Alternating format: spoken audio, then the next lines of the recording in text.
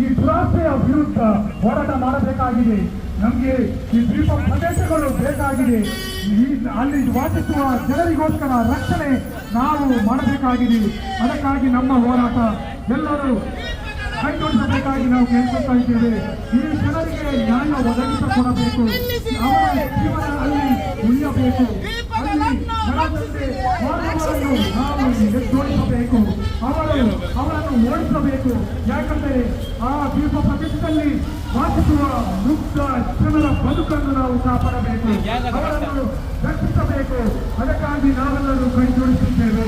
ಈ ದ್ವೀಪ ಪ್ರದೇಶಗಳು ಉಳಿಯಬೇಕಾಗಿದೆ. ಸುಂದರವಾದ ಪ್ರಕೃತಿ ಉಳಿಯಬೇಕಾಗಿದೆ. ನಾವು ಆ ಪರಿಸರ